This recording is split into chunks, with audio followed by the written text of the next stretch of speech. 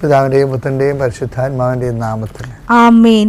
അമ്മേ പരിശുദ്ധമ്മേ, അമ്മേ പരിശുദ്ധമ്മേ, ദൈവമാതാവേ, കൃപാസനത്തിലൂടെ ഞങ്ങൾക്കും ഞങ്ങളുടെ ദേശത്തിനും അമ്മ മധ്യസ്ഥം തേടി തന്ന എല്ലാ അനുഗ്രഹങ്ങൾക്കും കൃപകൾക്കും ഞങ്ങളിപ്പോൾ ഹൃദയം നിറഞ്ഞ നന്ദി പറയുന്നു. അമ്മേ പരിശുദ്ധമ്മേ, അമ്മേ പരിശുദ്ധമ്മേ, ദൈവമാതാവേ, 2004 ഡിസംബർ 7 തീയതി ഉച്ചകഴിഞ്ഞ് 2:30 കൃപാസനത്തിൽ സംഭവിച്ച അമ്മയുടെ പ്രത്യക്ഷപ്പെടലിനെ കുറിച്ച് തിരുസഭയ്ക്ക് സമർപ്പിച്ചിരിക്കുന്ന പഠനരേഖകളുടെ സഭാത്മകമായ പഠനം ആരംഭിക്കുവാൻ ഞങ്ങൾ പ്രാർത്ഥിക്കുന്നു. അമ്മേ പരിശുദ്ധമ്മേ, അമ്മേ പരിശുദ്ധമ്മേ, ഭൂസ്വർലോകങ്ങളുടെ രാജ്ഞിയായ അങ്ങേയ്ക്ക് ഭൗമ സംരക്ഷണത്തിനായി പ്രപഞ്ച പ്രകൃതിയെ തന്നെ തിരുസഭ പ്രതിഷ്ഠിക്കുവാൻ ഈ പ്രത്യക്ഷീകരണം വഴി ഇടയാക്കണമേ. പരിശുദ്ധമ്മേ, ജപമാല മാതാവേ, സകല കൃപാസനം പ്രാർത്ഥനകളോടും ചേർത്ത് ഞങ്ങളിപ്പോൾ പ്രാർത്ഥിക്കുന്ന ഈ കുടുംബത്തിന്റെ പ്രത്യേക നിയോഗം. ഇന്നത്തെ നിയോഗം പറ മക്കളെ.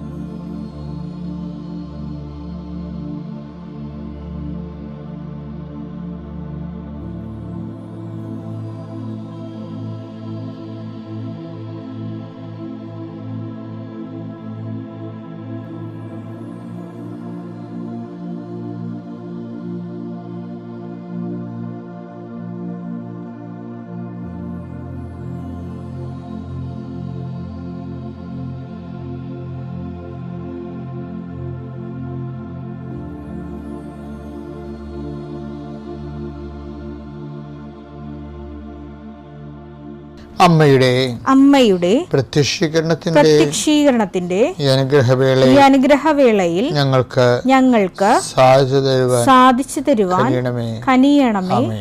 ആമേൻ. വിശ്വാസ പ്രമാണം. സർവശക്തനായ പിതാവും ആകാശത്തിന്റെയും ഭൂമിയുടെയും സൃഷ്ടാവുമായ ദൈവത്തിൽ ഞാൻ വിശ്വസിക്കുന്നു. അവിടുത്തെ ഏകപുത്രനും ഞങ്ങളുടെ കർത്താവുമായ ഈശോമിശിഹായിലും ഞാൻ വിശ്വസിക്കുന്നു.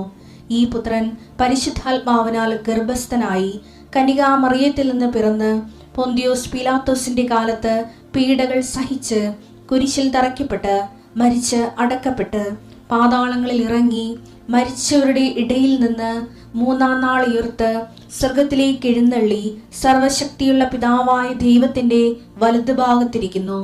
അവിടെ നിന്ന് ജീവിക്കുന്നവരെയും മരിച്ചവരെയും വിധിക്കുവാൻ വരുമെന്നും ഞാൻ വിശ്വസിക്കുന്നു. പരിശുദ്ധാത്മാവിലും ഞാൻ വിശ്വസിക്കുന്നു. വിശുദ്ധ കത്തോലിക്കാ സഭയിലും പുണ്യവാന്മാരുടെ ഐക്യത്തിലും പാപങ്ങളുടെ മോചനത്തിലും ശരീരത്തിന്റെ ഉയർപ്പിലും നിത്യമായ ജീവിതത്തിലും ഞാൻ വിശ്വസിക്കുന്നു. ആമേൻ. സുഖസ്ഥനായ ഞങ്ങളുടെ പിതാവേ, അങ്ങയുടെ നാമം പൂജിതമാകണമേ. അങ്ങയുടെ രാജ്യം വരണമേ. അങ്ങയുടെ തിരുമനസ് സ്വർഗത്തിലെ പോലെ ഭൂമിയിലും ആകണമേ. അന്നു വേണ്ടുന്ന ആഹാരം ഇന്ന് ഞങ്ങൾക്ക് തരണമേ. ഞങ്ങളോട് തെറ്റ് ചെയ്യുന്നവരോട് ഞങ്ങൾ ക്ഷമിക്കുന്നത് പോലെ ഞങ്ങളുടെ തെറ്റുകൾ ഞങ്ങളോടും ക്ഷമിക്കണമേ. ഞങ്ങളെ പ്രലോഭനത്തിൽ ഉൾപ്പെടുത്തരുതേ, തിന്മയിൽ ഞങ്ങൾ രക്ഷിക്കണമേ. ആമേൻ. നന്മ നിറഞ്ഞ മറിയമേ, സ്വസ്തി. കർത്താവ് അങ്ങയുടെ കൂടെ സ്ത്രീകളിൽ അങ്ങ് അനുഗ്രഹിക്കപ്പെട്ടവളാകുന്നു. അങ്ങയുടെ ഉദരത്തിൻ ഫലമായി ഈശോ അനുഗ്രഹിക്കപ്പെട്ടവനാകുന്നു. പരിശുദ്ധ മറിയമേ, തമ്പുരാന്റെ അമ്മേ, പാപികളായ ഞങ്ങൾക്ക് വേണ്ടി ഇപ്പോഴും ഞങ്ങളുടെ മരണസമയത്തും തമ്പുരാനോട് അപേക്ഷിക്കണമേ. ആമേൻ. കർത്താവിന്റെ ഉന്നതമായ നാമത്തിൽ സ്വസ്ഥം ചെയ്യുന്നു.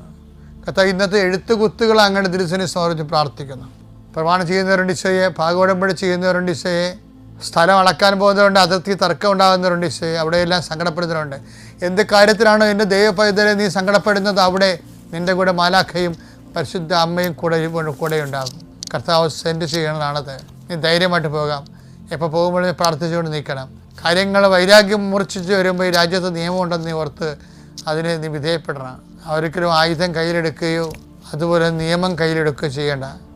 മറിച്ച് കർത്താവിൻ്റെ ആയുധമായ, സ്വർഗത്തിൻ്റെ ആയുധമായ ജപമാല നീ കയ്യിലെടുക്കണം.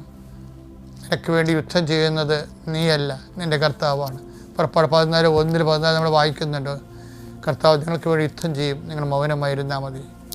നിങ്ങൾക്ക് ഇത്തിരി ക്ഷമ വേണം ചില കാര്യങ്ങൾക്ക്. ഇപ്പം തന്നെ എടുത്തോ പിടിച്ചോ എന്നും പറഞ്ഞു നിൽക്കുക. നിങ്ങൾ മൗനമായിരിക്കുക, നിങ്ങൾ ശാന്തമായിരിക്കുക എന്ന് വ്യത്യസ്തങ്ങളായ തർജ്ജമകളുള്ളത്. നിങ്ങൾ ക്ഷമയോടെ കർത്താവിൻ്റെ പദ്ധതിക്കായി കാത്തിരിക്കാൻ സമയം അനുവദിക്കുക എന്നർത്ഥമുണ്ട്. കർത്താവെ, ക്ഷമ എന്ന വലിയ പുണ്യങ്ങളാൽ കർത്താവ് അത് പരിഹരിക്കുന്നതിന് വേണ്ടിയിട്ടുള്ള സാവകാശവും സംയമനവും സൗമനസ്യവും കർത്താവെ അങ്ങയുടെ മക്കൾക്ക് നൽകണമെന്ന് പ്രാർത്ഥിക്കുന്നു. വിവാഹം താമസിക്കുന്നവർ ആസ്വദിക്കുക പ്രാർത്ഥിക്കുന്നു. വിവാഹത്തിന് വേണ്ടി കർത്താവുള്ള ചുറ്റവട്ടങ്ങൾ ഒരുക്കുന്ന സംബന്ധിച്ച് പ്രാർത്ഥിക്കുന്നു. പെൺമക്കളുടെ കല്യാണത്തിന് വേണ്ടി പണം കാണാതെ വിഷമിക്കുന്ന സംബന്ധിച്ച് പ്രാർത്ഥിക്കുന്നു. എൻ്റെ കർത്താവിന് വിരുദ്ധമായ നാമത്തിൽ, സഭയുടെ അധികാരത്തിൽ, കുരിശിൻ്റെ അടയാളത്തിൽ, ദൈവശക്തിയാൽ ഞാൻ മക്കളെ ആശീർവദിക്കുന്നു.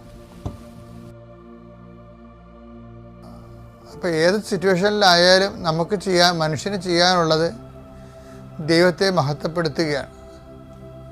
ഇപ്പം നിൻ്റെ അമ്മ തന്നെ പ്രായമായ അമ്മയാണ്, രോഗിയായിട്ട് കിടക്കുകയാണ്. ഡോക്ടർ വലിയ ഒരു ഓപ്പറേഷൻ പറഞ്ഞു. അപ്പം അമ്മ പറഞ്ഞു, മകനെ എന്നെ ചെത്തി കയറണ്ട എൻ്റെ ഈ പ്രായത്തിൽ, അല്ലെങ്കിൽ ഇത്രയും കാശ് നീ എനിക്ക് വേണ്ടി മുടക്കേണ്ട കാര്യമില്ല, അത് നിൻ്റെ കുഞ്ഞുങ്ങളെ പഠിപ്പിക്കാനുള്ള കാശല്ലേ മുടക്കണം എന്നൊക്കെ അമ്മമാർ പറയുമ്പോഴും നമുക്ക് ഒരു ബാധ്യതയുണ്ട്. കാര്യം നമ്മളാക്കിയ ഭൗതിക വളർച്ചയുടെ പിന്നിൽ, എല്ലാ വളർച്ചയുടെ പിന്നിൽ അമ്മയും അപ്പനും ഉണ്ട്.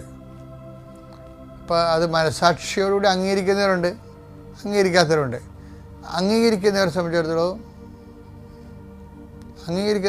ഇപ്പോൾ നമ്മളെന്തെങ്കിലും ആയി എന്ന് പറഞ്ഞു കഴിഞ്ഞാൽ നമ്മൾ 20 വയസ്സ് കഴിഞ്ഞുള്ള ആക്കൽ മാത്രമേ ഉള്ളൂ. അതുവരെയുള്ള ആക്കൽ അവരുടേതാണ്. മാതാപിതാക്കന്മാരും അല്ലെങ്കിൽ അങ്കിൾമാരൊക്കെ ആൻറ്റിമാരും ഒക്കെ ആയിരിക്കും നമ്മളെ സഹായിച്ചിട്ടുള്ളത്. 20 വയസ്സ് ഇപ്പോൾ ചില ആൾക്കാർ അപ്പനും അമ്മേനൊക്കെ ഉപേക്ഷിക്കുകയൊക്കെ ചെയ്തില്ലേ. അപ്പോൾ അവർ പറയണ ഞാനല്ലേ പഠിച്ചത്, ഞാൻ പഠിച്ച് ഞാൻ കാശുകാരനായി, അത് അപ്പനും അമ്മേനെ സഹായിച്ചില്ല എന്നൊക്കെ പറയും. ശരിക്കും പറഞ്ഞാൽ അങ്ങനെ പറയാൻ പാടില്ലാത്തതാണ്. അതിൻ്റെ അകത്തൊരു ചെറിയ അഹങ്കാരമുണ്ട്. അപ്പോസ്തലന്മാർക്ക് പോലും അങ്ങനെയുള്ള ചെറിയ ആധ്യാത്മിക അബദ്ധങ്ങൾ സംഭവിച്ചിട്ടുണ്ട്. ഇപ്പം പോള് പറയത്തില്ലേ, സെൻറ്റ് പോള് എന്താ പറയണേ, എൻ്റെ അവസാന ട്രയലിൽ നിങ്ങളാരും എൻ്റെ കൂടെ ഉണ്ടായിരുന്നില്ല, കർത്താവ് എൻ്റെ കൂടെ ഉണ്ടായിരുന്നെന്ന്. അങ്ങനെയൊന്നും ആധ്യാത്മികതയിൽ പറയാൻ പാടില്ലാത്തതാണ്. 2 തിമോത്തി 4:16-17 പൗലോസ് അപ്പോസ്തലൻ്റെ വളർച്ച എന്ന് പറയുന്നത് അറിയാമല്ലോ. നിങ്ങൾ പരിചയനാണെങ്കിൽ ഞാനും പരിചയനാണ്, നിങ്ങൾ റോമൻ പൗരനാണെങ്കിൽ ഞാനും അതെ, ഇതൊക്കെ പറഞ്ഞുകൊണ്ട് ഒരു ലോകായികമായ രീതിയിൽ നിന്ന് ഫൈറ്റ് ചെയ്താണ് അദ്ദേഹം അവസാനം എളിമപ്പെട്ട് ഞാനല്ല ക്രിസ്തുവാണ് എന്നെ ജീവിക്കണം എന്ന് പറയുന്ന ഒരു ആത്മജ്ഞാനമുണ്ട്, വളർച്ച. ആ വളർച്ചയുടെ ഒരു ഘട്ടത്തിൽ അദ്ദേഹം പറഞ്ഞാണിത്. എന്താ പറഞ്ഞത്? എൻ്റെ ന്യായവാദങ്ങളിൽ കോടതിയിലപ്പോൾ കാര്യം പറയുകയാണ്. ഞാൻ ആദ്യം അവതരിപ്പിച്ച കോടതി കാര്യം വെച്ച് കഴിഞ്ഞാൽ എന്താ കോടതി എന്ന് വെച്ച് കഴിഞ്ഞാൽ ഇയാളിത് അവസാനം അവതരിപ്പിക്കുന്ന പ്രബോധനത്തിൻ്റെ ന്യായവാദങ്ങളാണ്. ആരും എൻ്റെ ഭാഗത്തല്ല, ഇൻക്ലൂഡിങ് കൂടെയുള്ള സഹപ്രവർത്തകർ ഉൾപ്പെടെ എല്ലാവരും എന്നെ ഉപേക്ഷിച്ചു. എല്ലാവരും കാര്യം പൗലോസ് പറയുന്ന കാര്യങ്ങൾ പത്രോസിന് പോലും മനസ്സിലാകുന്നില്ലായിരുന്നു. അദ്ദേഹം അവതരിപ്പിക്കുന്ന ക്രിസ്തുവ് വിജ്ഞാനീയം, പിന്നെ അവതരിപ്പിക്കുന്ന രീതികൾ ഒക്കെ പലപ്പോഴും ആൾക്കാർക്ക് സ്വീകാര്യമായിരുന്നില്ല. പ്രത്യേകിച്ച് ഏതൻസിലൊക്കെ പ്രസംഗിക്കുമ്പോൾ പിന്നീട് ഞങ്ങൾ വന്ന് കേട്ടോളാം എന്നൊക്കെ പറഞ്ഞിട്ട് ആൾക്കാർ പിരിഞ്ഞു പോണ കാണാം. ഒരു പരാജയപ്പെട്ട പ്രസംഗികനായിരുന്നു ആദ്യം. പ്രസംഗിച്ച് ആൾക്കാർ കേട്ട് ഉറക്കം തൂങ്ങി താഴെ വീണ് മരിച്ച കഥ വരെ ഉണ്ട് പൗലോസിൻ്റെ ചരിത്രത്തിൽ. അപ്പം അതെല്ലാം പൗലോസിനെ കർത്താവ് ക്രമീകരിക്കുകയാണ്. അപ്പോൾ എഴുത്തിലെന്ന് വെച്ച് കഴിഞ്ഞാൽ എല്ലാവരേക്കാൾ മൂർച്ചയുള്ള എഴുത്തുകൾ എഴുതും. ക്രിസ്തുവിജ്ഞാനീയം സഭയുടേത് പൗലോസിൻ്റെതാണ്. എഴുത്തിൽ ഭയങ്കരമല്ലാത്ത അഭിഷേകമാണ്. അതാണ് അദ്ദേഹത്തിൻ്റെ ക്യാരിസം എന്ന് പറയുന്നത്. 2 പത്രോസ് 3:15-16 നമ്മുടെ കർത്താവിൻ്റെ ദീർഘക്ഷമ രക്ഷാകരമാണെന്ന് കരുതിക്കൊള്ളുവിൻ. നമ്മുടെ പ്രിയപ്പെട്ട സഹോദരനായ പൗലോസ് തനിക്ക് ലഭിച്ച ജ്ഞാനമനുസരിച്ച് ഇക്കാര്യം തന്നെ നിങ്ങൾക്ക് എഴുതിയിട്ടുണ്ടല്ലോ. ഈ വിഷയങ്ങളെക്കുറിച്ച് പറയുമ്പോഴെല്ലാം ഇങ്ങനെ തന്നെയാണ് എല്ലാ ലേഖനങ്ങളിലും അവൻ എഴുതിയിരിക്കുന്നത്. മനസ്സിലാക്കാൻ വിഷമമുള്ള ചില കാര്യങ്ങൾ അവയിലുണ്ട്. അറിവില്ലാത്തവരും ചഞ്ചല മനസ്കരുമായ ചിലർ മറ്റു വിശുദ്ധ ലിഖിതങ്ങളെ പോലെ അവയെയും തങ്ങളുടെ നാശത്തിനായി വളച്ചൊടിക്കുന്നു.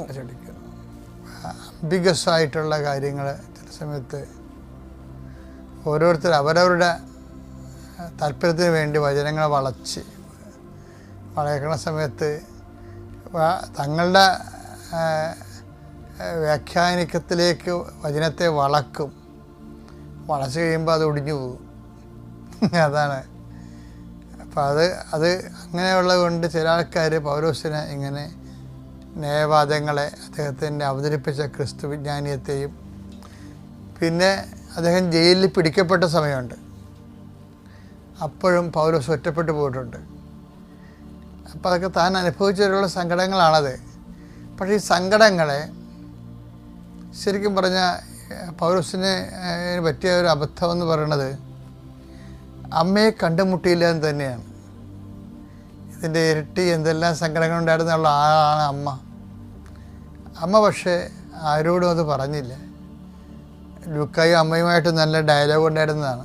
അതുകൊണ്ടാണ് യേശുവിൻ്റെ ബാല കാലഘട്ടങ്ങളൊക്കെ കുറിച്ച് ലൂക്കായിലേ പറയണത്. അപ്പോൾ അവരമ്മയുമായിട്ട് നല്ല ഡയലോഗ് ഉണ്ടായിരുന്നതാണ്. പൗലോസിൻ്റെ ശിഷ്യനാണ് ലൂക്ക എങ്കിലും ലൂക്ക വഴി പോലും പൗലോസ് അമ്മയെ കണ്ടുമുട്ടിയില്ല. അതിൻ്റെ പരാധീനത അദ്ദേഹത്തിൻ്റെ ആധ്യാത്മികതയിലുണ്ട്. ഈ ഒരു സംഭവം എൻ്റെ ന്യായവാദങ്ങളിൽ എല്ലാവരും എന്നെ കൈവിട്ടെന്നൊക്കെ പറയണില്ലേ, അപ്പം എൻ്റെ സങ്കടങ്ങളിൽ ഈ ഒരു അമ്മയ്ക്കാണ് ഉണ്ടായിരുന്നെങ്കിൽ അമ്മ ഈ വിഷയം ഹൃദയത്തിൽ സംഗ്രഹിക്കുകയുള്ളൂ, എഴുതിപ്പോലും വെക്കില്ല.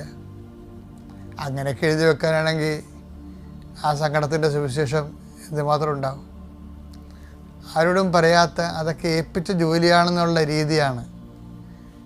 കർത്താവിൻ്റെ വിഷയത്തിൽ അത് തന്നെയാണ് ഉള്ളത്. കർത്താവിൻ്റെ വിഷയം പറയുമ്പോൾ ഇപ്പോൾ പൗലോസിനെ പോലുള്ള സിറ്റുവേഷൻ കർത്താവിനും ഉണ്ടായിരുന്നു. കർത്താവ് പറയും, നിങ്ങളെല്ലാവരും എന്നെ ഇട്ടച്ചും പോകുന്ന കാലം വരും. യോഹന്നാൻ 16:32. എന്നാൽ നിങ്ങൾ ഓരോരുത്തരും താന്താങ്ങളുടെ വഴിക്ക് ചിതറിക്കപ്പെടുകയും എന്നെ ഏകനായി വിട്ടുപോവുകയും ചെയ്യുന്ന സമയം വരുന്നു. അല്ല, അത് വന്നു കഴിഞ്ഞു. എങ്കിലും ഞാൻ ഏകനല്ല. കാരണം പിതാവ് എന്നോട് കൂടെയുണ്ട്. ഈ സംഭവങ്ങൾ പറയണത് രണ്ട് ഫീലിങ്ങിലാണ് പറയണത്. രണ്ടും സംഭവം ഒന്ന് തന്നെയാണ്. പൗലോസ് സംഭവിച്ചതിന്, ഈശോയ്ക്ക് സംഭവിച്ചതിന് പൗലോസ് സംഭവിച്ചത്. പൗലോസ് മറ്റുള്ളവരെ കുറ്റപ്പെടുത്തിയാണ് പറയണത്. എൻ്റെ വാദങ്ങളിൽ ഞാൻ ഒറ്റപ്പെട്ടു പോയി, നിങ്ങളെന്നെ സഹായിച്ചില്ലെന്ന് തന്നെ പറയണത്. ഈശോ കുറ്റപ്പെടുത്താതെയാണ് പറയണത്. അപ്പോൾ ഈ കുറ്റപ്പെടുത്തുന്ന പൗലോസിൽ നിന്ന് കുറ്റപ്പെടുത്താത്ത ഈശോയിലേക്ക് ഇത്തിരി കൂടി നടന്നു കയറാനുണ്ട്. അത് നടന്നു കയറിയ ആളാണ് മറിയം. അത് ഹൃദയത്തിൽ സംഗ്രഹിക്കും. അപ്പം ഹൃദയത്തിൽ സംഗ്രഹിക്കുക എന്നുള്ള ആധ്യാത്മികതയുടെ വലിയ കോൺസെപ്റ്റ് മറിയത്തിൻ്റെ ആധ്യാത്മിക ജീവിതത്തിൻ്റെ സംഭാവനയാണ്. എൻ്റെ പ്രിയപ്പെട്ടവരെ, എന്തുമാത്രം സംസാരിക്കാതിരിക്കുന്നു സഹനങ്ങളിൽ, അതൊരു വിജയമാണ്. ഞാൻ സംസാരിക്കും ചില സമയത്ത് സഹനങ്ങളെക്കുറിച്ച്. അത് എനിക്ക് എന്തെങ്കിലും ഒരു ആനുകൂല്യം കിട്ടണമെന്നുള്ള ഉദ്ദേശത്തിലല്ല സംസാരിക്കണത്. നമ്മൾ കടന്നു പോകുന്ന വഴികളിൽ നമ്മളെടുത്ത നിലപാടുകൾ നമ്മുടെ അധികാരികൾ മനസ്സിലാക്കണമെന്നുള്ള ആ ഒരു ലൈനിലാണ് സംസാരിക്കണത്. അത്ര ഈസി അല്ല. ഇരുന്നിട്ട് പോലും ആ ഒരു പാഠം നമ്മൾ പഠിച്ച് പരീക്ഷ എഴുതിയവരാണെന്ന് ഉള്ളൊരു സൂചന, അല്ലെങ്കിൽ നമ്മൾ ശുദ്ധഗതിക്കാരായിട്ട് ഈ മേഖല വന്നതല്ല എന്നുള്ളൊരു ബോധ്യം നമ്മൾ നയിച്ചുകൊണ്ട് പോകുന്നവർക്ക് കൊടുക്കണം. അല്ലെങ്കിൽ നമ്മുടെ മിഷൻ തെറ്റിദ്ധരിക്കപ്പെടും. ഞാൻ നിങ്ങളോട് പറയുന്നതിൻ്റെ കാരണം ലെസ് കംപ്ലൈൻ്റ് ആയിട്ട് പോകാൻ പറ്റുമെന്ന് നോക്കണം. ഇപ്പോൾ ഗ്യാസ് ഫ്രീ കിച്ചൺ എന്നൊക്കെ പറയത്തില്ല. പണ്ട് നമ്മൾ പറഞ്ഞുകൊണ്ടിരുന്നത് കറണ്ട് ഫ്രീ, അതുപോലെ തന്നെ വുഡ് ഫ്രീ, അത് ഈ വിറകില്ലാത്ത കിച്ചൺ, പിന്നെ അങ്ങനെ ഓരോ കിച്ചൺ ഇങ്ങനെ ഡെവലപ്പ് ചെയ്ത് വരുമ്പോൾ ഇപ്പോഴ് ഒന്ന് ഗ്യാസ് ഫ്രീ കിച്ചണാണ്. അപ്പോൾ അതുപോലെ തന്നെ കംപ്ലൈൻറ്റ് ഫ്രീ ആയിട്ടുള്ള ഒരു ലൈഫ്, അത് കംപ്ലൈൻറ്റ് ഫ്രീ ആയിട്ടുള്ള ലൈഫ് വല്ലാത്തൊരു ആധ്യാത്മികതയാണ്. അത്